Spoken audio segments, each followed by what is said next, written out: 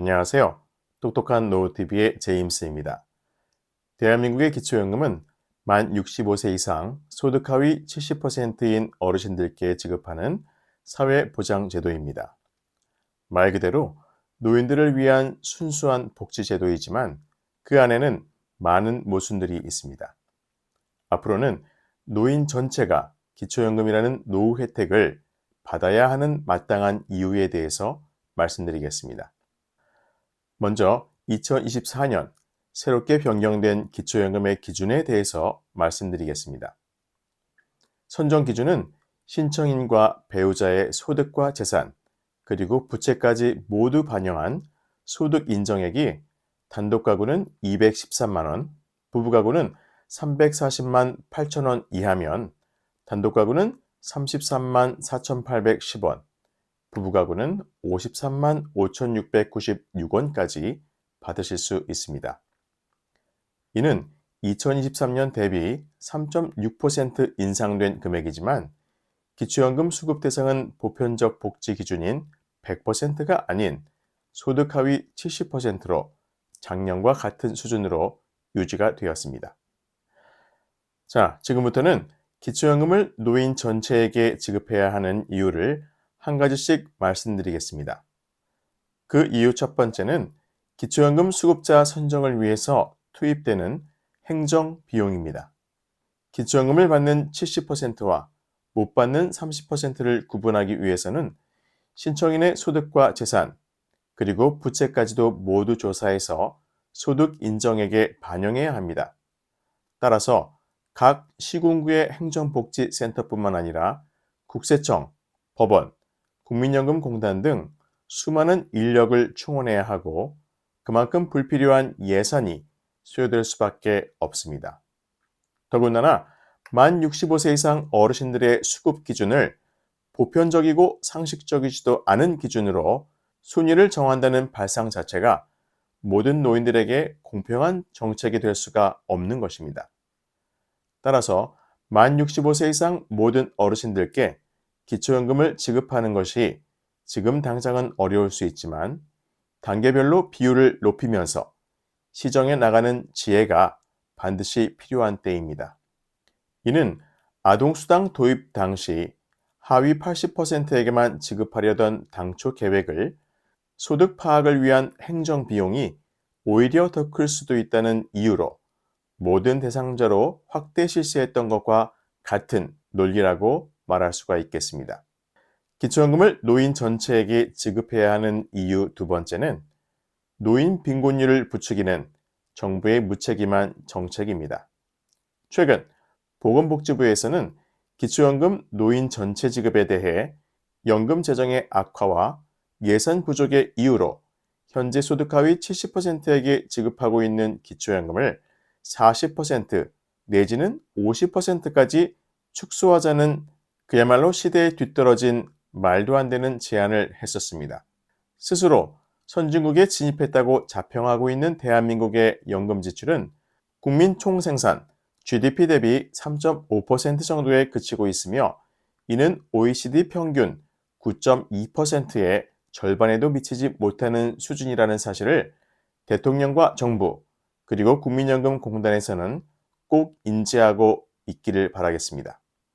사회보험 방식으로 운영하고 있는 독일의 경우 보험료의 30%를 국가 재정으로 부담하는 것을 원칙으로 하고 있는 것과 비교한다면 우리나라의 연금 지출 3.5%는 너무 미미한 수준이라고 할 수가 있고 더군다나 공무원 연금에는 매년 10조 원씩 세금을 투입하는 상황 속에서 연금 재정의 고갈을 운운하며 노인 빈곤율에 대한 정부의 책임을 회피하는 것은 해도 해도 너무 무책임한 정책이 아닐까 생각이 됩니다.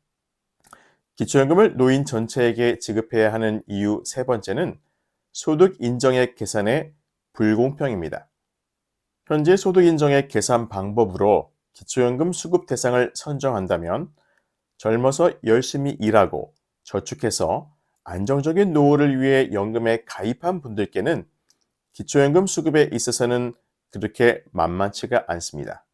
그 이유는 기초연금의 수급 자격을 결정하는 소득 인정액 계산 시 부동산과 소득에는 불필요한 공제가 너무 많이 있는 반면에 어렵게 일해서 모은 통장 잔액에는 공제가 거의 없습니다. 첫 번째, 부동산을 소유한 사람은 시가 기준이 아닌 시가 표준액, 즉 전년도 공시가를 기준으로 소득 인정액에 반영되고 있어서 실제로는 50에서 60% 정도의 기본 공제의 효과가 있습니다.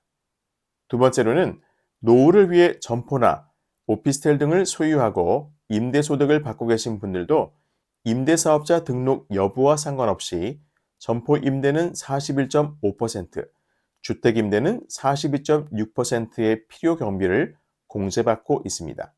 세 번째로 아직 일을 하고 계신 어르신들의 근로소득에는 기본공제 110만 원에 추가공제 30%까지 부부 각각 공제를 받을 수가 있습니다.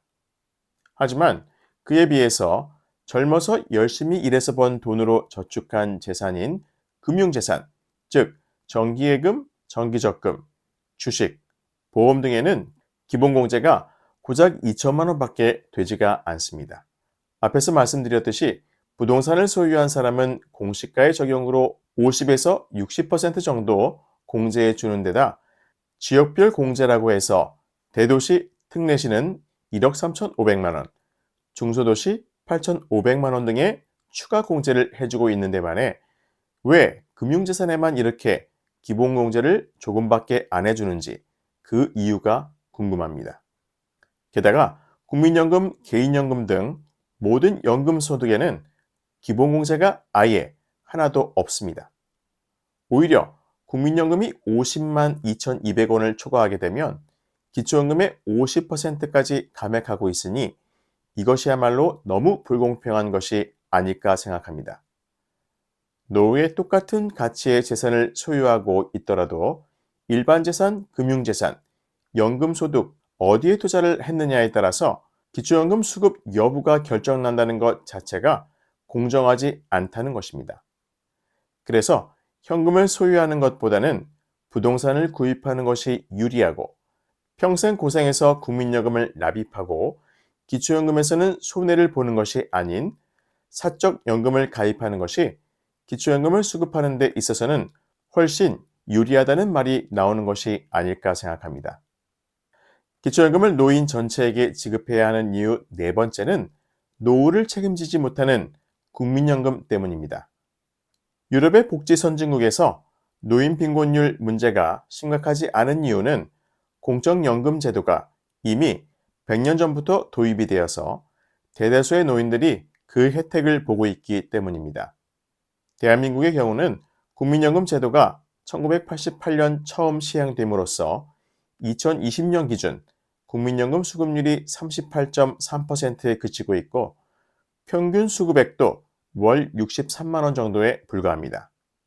사실 평균은 63만 원이라고 하지만 이 중 50% 이상이 월 40만 원 미만의 국민연금을 받고 있는 상황을 고려한다면 어르신들의 노후를 책임져야 하는 국민연금이 본연의 역할을 제대로 하지 못하고 있다는 사실입니다.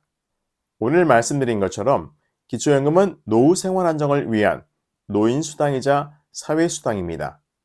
따라서 현재의 불균형한 노인 정책에 있어서 선택적 복지보다는 공정한 보편적 복지를 통한 노인 빈곤율의 완화를 시작으로 선진국의 연금 정책을 적극적으로 수용하는 것이야말로 현 정부부터 차근차근 만들어가야 할 과제인 것입니다. 오늘도 끝까지 함께 들어주시고 공감해주신 여러분들께 감사를 드리면서 앞으로도 행복하시기를 제임스가 응원하겠습니다. 감사합니다. 좋아요, 구독, 알림과 공유로 앞으로도 좋은 소식을 받아보시기 바랍니다.